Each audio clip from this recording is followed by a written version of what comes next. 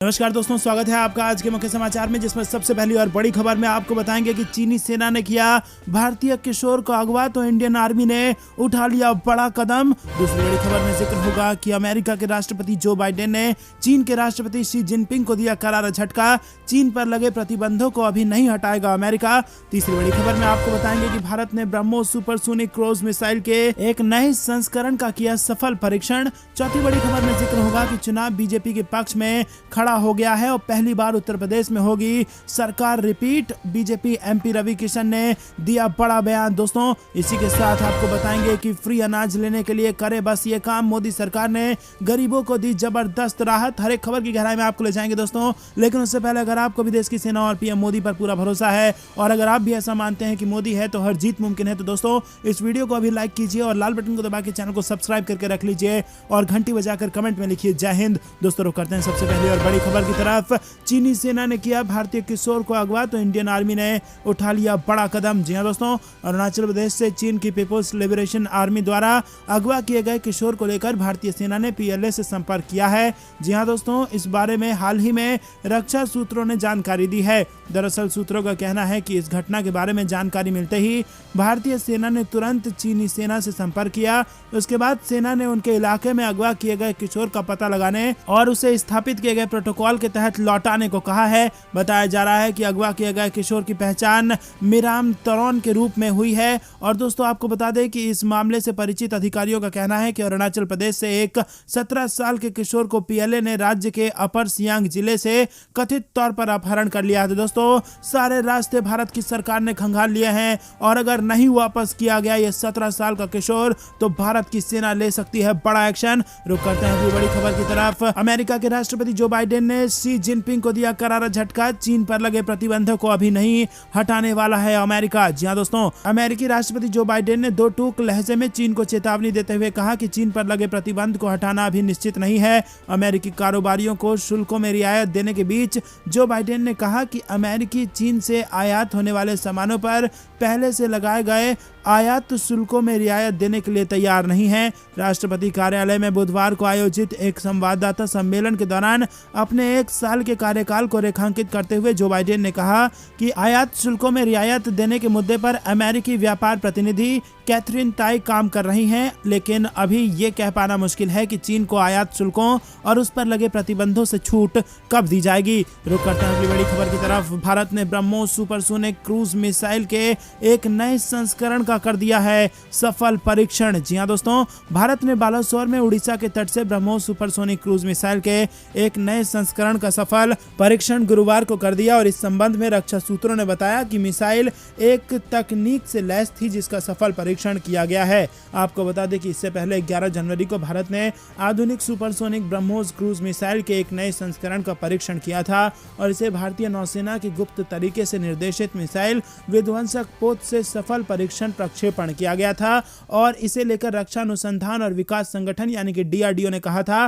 कि मिसाइल ने सटीक तरीके से निर्धारित लक्ष्य पर निशाना साधा है। समझा जाता है कि इस मिसाइल से 290 किलोमीटर की मूल क्षमता की तुलना में 350 से 400 किलोमीटर तक प्रहार करने की क्षमता है। दोस्तों, रुक करते हैं अगली बड़ी खबर की तरफ। चुनाव बीजेपी के पक्ष में आके खड़ा होगा, पहली बार यूपी में होगी सरकार repeat. BJP MP Ravi Kishan का बड़ा बयान। जी हां दोस्तों, आपको बता दें कि उत्तर प्रदेश में होने वाली विधानसभा चुनाव को लेकर सियासी हलचल तेज हो गई है, जहां एक तरफ समाजवादी पार्टी लगातार दावे कर रही है कि यूपी में सपा की लहर है और इस बार लोग अखिलेश यादव का ही समर्थन करेंगे, तो वहीं भाजपा का कहना है कि वो प्रदेश में इतिहास रचेंगे और फिर से सत्ता में लौटेंगे। चुनाव के इस सिलसिले में भाजपा सांसद रवि किशन ने भी ट्वीट किया है, जिसमें उन्होंने कहा है कि चारों तरफ भारतीय जनता पार्टी की ही चर्चा है। इसके साथ ही उन्होंने ये भी दावा किया है कि सरकार पहली बार प्रदेश में रिपीट होगी। उत्तर प्रदेश में होने वाले विधानसभा चुनाव के सिलसिले में किया गया रवि किशन का यह ट्वीट सोशल मीडिया पर जमकर वायरल हो रहा है। दोस्तों, रुक करते हैं अगली बड़ी खबर की तरफ। फ्री अनाज लेने के लिए करें बस इतना काम, मोदी सरकार ने गरीबों को दी है ये राहत। दरअसल दोस्तों, क्या आप जानते हैं कि इस कोरोना काल में मोदी सरकार ने गरीबों को राहत देने का काम किया है। जी हां, प्रधानमंत्री मोदी ने प्रधानमंत्री गरीब कल्याण अन्न योजना के तहत प्रति महीने 5 किलो मुफ्त खाद्यान्न की आपूर्ति योजना मार्च 2022 तक बढ़ाने का फैसला कर लिया है। केंद्र सरकार के इस निर्णय के बाद दिल्ली के मुख्यमंत्री अरविंद केजरीवाल ने भी राजधानी को लोगों को राहत देते हुए कहा कि कोरोना काल में मिल रहे मुफ्त राशन को और 6 महीने के लिए बढ़ा दिया गया है। अब राशन 31 मई तक गरीबों को देने का काम किया जाएगा। यदि आप राशन कार्ड के बारे में नहीं जानते तो आपको बताते हैं कि दरअसल राशन कार्ड मुख्य रूप से 3 प्रकार के होते हैं। APL, जिसमें गरीबी रेखा के ऊपर वाले लोग को सरकार शामिल करती है। दूसरा BPL कार्ड, जिसमें गरीबी रेखा से नीचे वाले लोगों को शामिल किया जाता है। और तीसरा कार्ड होता है अंत्योदय कार्ड, और आपको बता दें कि इसमें BPL और सबसे गरीब परिवारों को सरकार शामिल करती है। दोस्तों, यदि आप राशन कार्ड आपने बनवा रखा है तो ये फायदा आपको जरूर मिलेगा, और नहीं बनवा रखा है तो कृपया जल्द से जल्द बनवाएं। रुक करते हैं अगली बड़ी खबर की तरफ। 13,000 फीट की ऊंचाई पर दुनिया की सबसे लंबी सुरंग, चीन बॉर्डर तक आर्मी मूवमेंट होगा बहुत फास्ट। जी हां दोस्तों, अरुणाचल प्रदेश में सेला सुरंग परियोजना के लिए खुदाई का काम पूरा हो गया है। बॉर्डर रोड्स ऑर्गेनाइजेशन ने शनिवार को एक सुरंग के लिए आखिरी धमाका किया। सेला टनल 13,000 फीट से ज्यादा की ऊंचाई पर बनी दुनिया की सबसे बड़ी डबल लेन सुरंग होने वाली है। रक्षा मंत्रालय के अनुसार सेला टनल प्रोजेक्ट अब निर्णायक चरण में पहुंच चुका है। चीन से सटे अरुणाचल प्रदेश में यह सुरंग सैनिकों को तमांग सेक्टर के फॉरवर्ड एरियाज तक जल्द पहुंचने में गेम चेंजर साबित होगी। और एक बयान में रक्षा मंत्रालय ने कहा कि 980 फीट लंबी एक सुरंग के लिए आखिरी ब्लास्ट वर्चुअल सेरेमनी के जरिए हुआ और रिमोट के जरिए बटन BRO के महानिदेशक लेफ्टिनेंट जनरल राजीव चौधरी ने दबाया। दोस्तों, अगली बड़ी खबर की तरफ। चीनी दबाव में झुका पाकिस्तान और नेपाल में भी ड्रैगन का विरोध। जी हां दोस्तों, चीन के दबाव में पाकिस्तान की आर्थिक समन्वय समिति ने दासू बांध परियोजना पर आतंकी हमले में मारे गए और घायल हुए 36 चीनी नागरिकों के परिवारों को 1.16 करोड़ डॉलर के मुआवजे को मंजूरी दे दी है। पाकिस्तान चीन समझौते में यह भुगतान जरूरी न होने के बावजूद समिति ने इसे मंजूरी दे दी है, जबकि इस संधि में चीन पाकिस्तान आर्थिक गलियारे के दायरे में ये नहीं आता। पाकिस्तान में काम कर रहे चीन के ठेकेदारों और कामगारों की सुरक्षा को लेकर इस्लामाबाद और बीजिंग में काफी कलह रही है और दासू बांध आतंकी हमले के पीड़ितों को मुआवजा न देने से दोनों देशों के द्विपक्षीय रिश्तों में बाधा पैदा होती रही है। इस कारण आर्थिक तंगी के बावजूद पाकिस्तान को ये राशि देना पड़ा है। बता दें कि 14 जुलाई 2021 को इस आतंकी हमले में चीन के 10 नागरिक मारे गए थे और 16 घायल हो गए थे। हमले में 4 पाकिस्तानी भी मारे गए थे और इस हमले को लेकर दोनों देशों के बीच इतना तनाव बढ़ गया था कि पाकिस्तान की तरफ से ढीले रवैये को देखते हुए चीन ने कई परियोजनाओं का काम करना बंद कर दिया था। रुक करते हैं अगली बड़ी खबर की तरफ। यूक्रेन पर हमले के लिए रूस के 1 लाख सैनिक तैयार। दोस्तों, यूक्रेन में जारी इस संकट के बीच अमेरिकी सैन्य साजो सामान यूक्रेन पहुंच गया है। अमेरिका के उच्चायुक्त ने इसकी जानकारी दी है। उच्चायुक्त ने जानकारी देते हुए बताया कि $200 मिलियन की पहली रक्षा खेप यूक्रेन की मदद के लिए पहुंच चुकी है और अमेरिकी विदेश मंत्री एंटनी ब्लिंकन ने इसी हफ्ता कीव और यूक्रेन के पश्चिम सहयोगी देश से भी मुलाकात की थी। अमेरिकी रक्षा सैन्य सामान पहुंचाने के पीछे इसी दौरे को बताया जा रहा है और रूस के 1 लाख सैनिक इस समय यूक्रेन सीमा पर जमा हुए हैं। बड़ी खबर की तरफ। हूती विद्रोहियों के खिलाफ सऊदी सेना की बड़ी एयर स्ट्राइक, यमन में भारी तबाही, इंटरनेट हुआ ठप। जी हाँ दोस्तों, सऊदी अरब के नेतृत्व वाली गठबंधन सेना ने यमन के हूती विद्रोहियों के खिलाफ जबरदस्त एयर स्ट्राइक की है और इस मामले में कई विद्रोहियों के मारे जाने की खबर है। एयर स्ट्राइक इतनी बड़ी थी कि इससे यमन का इंटरनेट कनेक्शन ही ठप हो गया और हाल के दिनों में सऊदी अरब और संयुक्त अरब अमीरात में हूती विद्रोहियों के हमले में तेजी आ गई है। माना जा सकता है कि हूती विद्रोहियों को ईरान से हथियार मिल रहा है और इन्हीं हथियारों और ड्रोन्स की मदद से वो अपने पड़ोसी देशों में हमले कर रहे हैं। दोस्तों, रुकते हैं अगली बड़ी खबर की तरफ। गृह मंत्री अमित शाह का बड़ा दावा, जम्मू कश्मीर में होगा 50,000 करोड़ का निवेश, 5 लाख युवाओं को मिलेगा रोजगार। जी हाँ दोस्तों, आपको बता दें कि केंद्रीय गृह मंत्री अमित शाह ने दावा किया है कि जम्मू कश्मीर में अगले कुछ सालों में 50,000 करोड़ रुपए का निवेश होने वाला है और इसमें 12,000 करोड़ रुपए के समझौते भी हो चुके हैं और इस निवेश के बाद राज्य के 5 लाख युवाओं को रोजगार मिलेगा। जम्मू कश्मीर के जिलों में सुशासन इंडेक्स का वर्चुअली उद्घाटन करते हुए अमित शाह ने कहा कि प्रधानमंत्री नरेंद्र मोदी ने अब तक की सर्वश्रेष्ठ औद्योगिक नीति बनाई है और पिछले 70 साल के दौरान जम्मू कश्मीर में केवल 12,000 करोड़ रुपए का निवेश हुआ है। यह आंकड़ा राज्य ने केवल 1 साल में ही पार कर लिया है और घाटी में युवाओं से वो कहना चाहते हैं कि उन्हें प्रधानमंत्री के नेतृत्व में विकास के पथ पर चलना चाहिए। जम्मू कश्मीर को देश का सबसे विकसित राज्य बनने से कोई नहीं रोक सकता। युवाओं को विकास के साथ ही राजनीतिक और लोकतांत्रिक गतिविधियों में भी भाग लेकर भविष्य उज्जवल बनाना चाहिए। उन्होंने कहा कि DGGI से केंद्र शासित प्रदेश के जिलों में प्रशासन सुधारने की स्वस्थ प्रतिस्पर्धा शुरू हो गई है और इसका लाभ अंततः नागरिकों को ही मिलेगा। दोस्तों, रुक करते हैं अगली बड़ी खबर की तरफ। देश के लिए नेताजी के महत्वपूर्ण योगदान पर हर भारतीय को गर्व, प्रधानमंत्री मोदी का बड़ा बयान। जी हां दोस्तों, प्रधानमंत्री नरेंद्र मोदी ने नेताजी सुभाष चंद्र बोस की 125वीं जयंती पर उन्हें श्रद्धांजलि देते हुए रविवार को कहा कि हर भारतीय को देश के लिए उनके महत्वपूर्ण योगदान पर गर्व है। पीएम मोदी ने लोगों को पराक्रम दिवस की शुभकामनाएं दी। सरकार ने आजाद हिंद फौज के संस्थापक बोस की जयंती को पराक्रम दिवस के रूप में मनाने की घोषणा की है। आपको बता दें कि प्रधानमंत्री ने ट्वीट किया कि मैं नेताजी सुभाष चंद्र बोस को उनकी जयंती पर नमन करता हूं। हर भारतीय को हमारे देश के लिए उनके महत्वपूर्ण योगदान पर गर्व है। पीएम मोदी इंडिया गेट में बोस की होलोग्राम प्रतिमा का शाम को अनावरण करेंगे। रुक करते हैं अगली बड़ी खबर की तरफ। ABPC वोटर सर्वे, बीजेपी का ग्राफ 1% बढ़ा तो अखिलेश यादव का 1% घटा। जाने किसका सर सजेगा उत्तर प्रदेश के विधानसभा चुनाव के बाद ताज। जी हां दोस्तों, यूपी की 403 सीटों की बात की जाए तो सर्वे के मुताबिक यूपी में योगी की सरकार बननी तय है। सी वोटर के मुताबिक बीजेपी को 42% वोट मिलते दिख रहा है, जबकि सपा गठबंधन को 33%, बसपा को 12%, कांग्रेस को 7% और अन्य को 6% वोट मिलते दिख रहा है। 15 जनवरी के सर्वे में बीजेपी को 41, सपा को 34, मायावती को 12 और कांग्रेस को 8% वोट मिलते दिख रहे थे।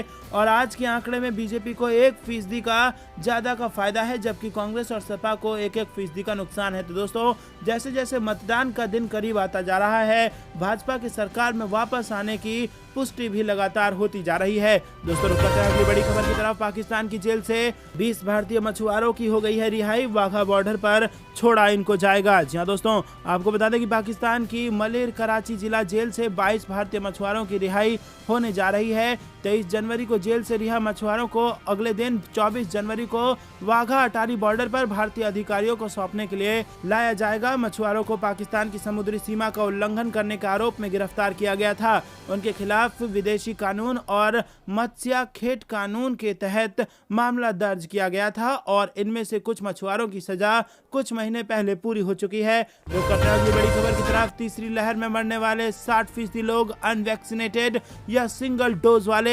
मैक्स स्टडी का बड़ा खुलासा। जी हां दोस्तों, कोरोना वायरस की तीसरी लहर में संक्रमितों की संख्या एकदम से बढ़ रही है और निजी अस्पताल द्वारा की गई एक स्टडी बताती है कि मौजूदा लहर में कोविड-19 से मरने वालों में 60% लोगों ने या तो सिंगल डोज लिया था या फिर वो अनवैक्सीनेटेड थे। मैक्स हेल्थ केयर की स्टडी के मुताबिक मृतकों में ज्यादातर की आयु 70 साल से ज्यादा थी और उनमें से कई डायबिटीज, कैंसर, किडनी या फिर दिल से जुड़ी बीमारियों के भी शिकार थे। रुक करते हैं अगली बड़ी खबर की तरफ, जो कि मौसम विभाग से आ रही है। दिल्ली यूपी में बारिश से बढ़ी ठिठुरन, समूचे उत्तर भारत में शीतलहर। जहां दोस्तों दिल्ली एनसीआर समेत समूचे उत्तर भारत में ठंड कम होने का नाम नहीं ले रही है। घने कोहरे से तो राहत मिली है, लेकिन बारिश और शीतलहर ने ठिठुरन बढ़ा दी है। मौसम विभाग के अनुसार दिल्ली में आज भी बारिश का दौर जारी रहेगा। दोस्तों, रुक करते हैं अगली बड़ी खबर की तरफ।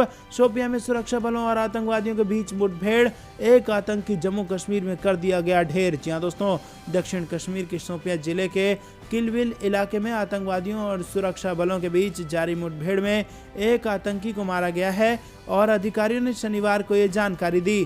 पुलिस ने कहा कि एक आतंकी मारा गया और ऑपरेशन अभी जारी है। आतंकवादियों की मौजूदगी के बारे में विशेष जानकारी के आधार पर तलाशी अभियान शुरू करने के बाद पुलिस और सुरक्षा बलों की एक संयुक्त टीम ने इलाके को घेर लिया और आतंकवादियों और सुरक्षा बलों के बीच गोलीबारी शुरू हो गई। और जैसे ही सुरक्षा बल उस स्थान पर पहुंचे, वहां आतंकवादी छिपे हुए थे। वो भारी मात्रा में गोलीबारी की चपेट में आ गए और जिससे मुठभेड़ शुरू हो गई। दोस्तों, रुक करते हैं अगली बड़ी खबर की तरफ। साल 2021 में भारत के जवानों ने दुश्मनों को दिया मुंहतोड़ जवाब, जम्मू कश्मीर में है अमन। जी हां दोस्तों, आपको बता दें कि जम्मू कश्मीर में नियंत्रण रेखा और और लद्दाख में वास्तविक नियंत्रण रेखा पर सशस्त्र बलों के लिए साल 2021 ऐतिहासिक रहा है। इस संबंध में lieutenant general YK Joshi JOC in chief उत्तरी कमान ने विस्तार से जानकारी देते हुए बताया कि हर वर्ष की तरह पिछला वर्ष भी उत्तरी कमान के लिए एक उल्लेखनीय वर्ष था, जिसमें हमारे वीरों ने सभी चुनौतियों का सामना किया है और दुश्मन के इरादे को नाकाम किया है। लेफ्टिनेंट जनरल जम्मू कश्मीर में आयोजित अलंकरण समारोह में बोल रहे थे। और वहीं आपको बता दें कि जोशी ने कहा कि जम्मू कश्मीर में आतंकवाद संबंधित घटनाओं और पथराव की गतिविधि में कमी आई है। जम्मू कश्मीर में उत्तरी कमान के मुख्यालय में जोशी ने कहा कि सुरक्षा बलों और जम्मू कश्मीर के लोगों के प्रयास के चलते आतंकवादी संबंधित घटनाओं, पथराव गतिविधियों और विरोध प्रदर्शनों में कमी आई है। रुक करते हैं अगली बड़ी खबर की तरफ। तकनीक को लेकर अमेरिका और चीन आमने सामने, क्या है विवाद और किस पर पड़ेगा असर, ये आपको बता दें दोस्तों कि संयुक्त राष्ट्र महासचिव एंटोनियो गुटेरेस ने अमेरिका और चीन के बीच चल रहे प्रौद्योगिकी तनाव को खत्म करने की अपील की है। उन्होंने दोनों राष्ट्रों से इस मुद्दे पर बातचीत के लिए आगे आने को कहा। अंतर्राष्ट्रीय मीडिया रिपोर्ट के मुताबिक चीन के साथ अमेरिका के सालों पुराने प्रौद्योगिकी विवाद पर टिप्पणी करते हुए गुटेरेस ने कहा कि उन्होंने हमेशा एक एकीकृत वैश्विक बाजार और एक वैश्विक अर्थव्यवस्था की वकालत की है, लिहाजा वैश्विक बाजार और अर्थव्यवस्था के ध्रुवीकरण से बचने के लिए व्यापार और प्रौद्योगिकी पर अमेरिका और चीन को बातचीत करती रहनी चाहिए। उन्होंने कहा कि हमें हर कीमत पर दुनिया को दो भागों में बंटने से रोकना होगा। दोस्तों रुक करते हैं अगली बड़ी खबर की तरफ। उत्तर प्रदेश चुनाव में बीजेपी के चाणक्य अमित शाह की वेस्ट यूपी के कैराना से सर्जिकल स्ट्राइक हो चुकी है शुरू। जी हां दोस्तों, आपको बता दें कि उत्तर प्रदेश विधानसभा चुनाव में बीजेपी ने सर्जिकल स्ट्राइक शुरू कर दी है और गृह मंत्री अमित शाह ने इसकी कमान संभाली है। सर्जिकल स्ट्राइक की शुरुआत पश्चिमी उत्तर प्रदेश से शनिवार 22 जनवरी शुरू की गई। SPRLD गठबंधन और किसान आंदोलन के कारण बीजेपी की स्थिति को यहां कुछ हल्का माना जा रहा है। यही कारण है कि बीजेपी के चाणक्य कहे जाने वाले गृह मंत्री अमित शाह ने एक बार फिर से 2017 चुनाव के मुद्दे पर पलायन को पश्चिमी उत्तर प्रदेश में हवा दे दी है। और इसी के साथ आपको बता दें कि यूपी विधानसभा चुनाव का मुद्दा इस बार भी बीजेपी ने 80 वर्सेस 20 करार दिया है। बीजेपी के कर्ता धर्ता हमेशा से इस पिच पर अपने आप को सहज पाते थे। पश्चिम उत्तर प्रदेश में पलायन और मुजफ्फरनगर दंगे के मुद्दे को उठाकर बीजेपी ने 2017 में बड़ी जीत हासिल की थी और इस बार भी चुनाव 80 वर्सेस 20 का हो गया था। 2022 चुनाव में भी पलायन करके जा चुके लोगों को वापस बुलाने और उनसे मिलने मिलाने का दौर शुरू करके बीजेपी आला कमान ने अपने मंसूबे साफ कर दिए हैं। 2017 विधानसभा चुनाव पर नजर डालें तो बीजेपी ने पश्चिम उत्तर प्रदेश की 80% सीटें जीती थी और ये संख्या लगभग 109 बैठती है, जबकि सत्ताधारी पार्टी समाजवादी पार्टी को मात्र 21 सीटें मिली थी और बीएसपी को 3 सीटें मिली थी। रुक करते हैं अगली बड़ी खबर की तरफ। गरीबों बेरोजगारों के लिए सरकार बना रही है नया प्लान, सीधा खाते में आएंगे पैसे। जी हां दोस्तों, आपको बता दें कि कोरोना महामारी की मार से प्रभावित बेरोजगारों और ग्रामीण क्षेत्र के गरीबों के लिए सरकार नया प्लान बना रही है। वित्त मंत्री निर्मला सीतारमण 1 फरवरी को पेश होने वाले बजट में इसकी घोषणा कर सकती हैं। योजना बनाने के काम से जुड़े अधिकारियों का कहना है कि नौकरियां गंवाने वाले बेरोजगारों और गरीबों को सामाजिक सुरक्षा उपलब्ध कराने के लिए नए सिरे से विचार किया जा रहा है। अगर सब कुछ सही रहा तो पीएम किसान योजना की तरह सीधे लाभार्थियों के बैंक खाते में पैसे भेजे जाएंगे। हालांकि अभी इस बारे पर राज्यों ने विमर्श करना अभी बाकी है और उनकी सहमति के बाद ही बजट में घोषणा की जाएगी। इसका लाभ ग्रामीण क्षेत्र के गरीबों, प्रवासी मजदूरों, खेतीहर मजदूरों और असंगठित क्षेत्र के कारीगरों को मिलेगी। और महामारी से लाखों लोग बेरोजगार हो गए हैं, उन पर स्वास्थ्य सेवाओं का खर्च भी बढ़ा है और इसी संकट को कम करने के लिए ये नई योजना बनाई गई है। तो दोस्तों आपको बता दें कि ई श्रम पोर्टल से जुटाएंगे आंकड़े। योजना को लागू करने के लिए सरकार ई श्रम पोर्टल के लाभार्थियों के आंकड़े जुटाएगी और अगस्त 2021 में लॉन्च इस पोर्टल पर अब तक 23 करोड़ से ज़्यादा असंगठित व प्रवासी कामगारों ने अपना पंजीकरण कराया है। सरकार उनके आधार, मोबाइल नंबर और बैंक खातों के विवरण लेकर ई श्रम कार्ड भी जारी कर चुकी है। विशेषज्ञों का कहना है कि नई योजना का दायरा इसी पंजीकरण के आधार पर तैयार किया जाएगा। योजना को सही तरीके से लागू करने और वास्तविक लाभार्थियों की पहचान का जिम्मा राज्यों को सौंप दिया जाएगा और साथ ही साथ योजना में लगने वाले फंड में भी उनकी हिस्सेदारी तय की जा सकेगी। महामारी के दौरान आर्थिक मदद मुहैया कराने के लिए केंद्र और राज्य सरकार आसान कर्ज सहित कई राहत दे चुकी है। दोस्तों लोग कहते हैं अगली बड़ी खबर की तरफ। कैराना में अमित शाह का डोर टू डोर कैंपेन, घर घर अमित शाह ने बांटे पर्चे। जी हां दोस्तों, आपको बता दें कि उत्तर प्रदेश चुनाव से पहले गृह मंत्री अमित शाह ने पश्चिमी उत्तर प्रदेश में प्रचार का आगाज कर दिया है और इसकी शुरुआत उन्होंने कैराना से की है। कैराना में अमित शाह ने डोर टू डोर कैंपेनिंग शुरू कर दी है और लोगों से घर घर संपर्क किया और इस दौरान वोट अपील कर उन्होंने लोगों को प्रचार के पर्चे भी बांटे हैं। गृह मंत्री से मिलने के लिए लोगों की लंबी लाइन भी देखी गई है और अमित शाह पलायन पीड़ितों से भी मिलेंगे और जनसंपर्क कार्यक्रमों में भी हिस्सा लेंगे, जहां वो शामली और बागपत में बीजेपी कार्यकर्ताओं से मुलाकात करेंगे।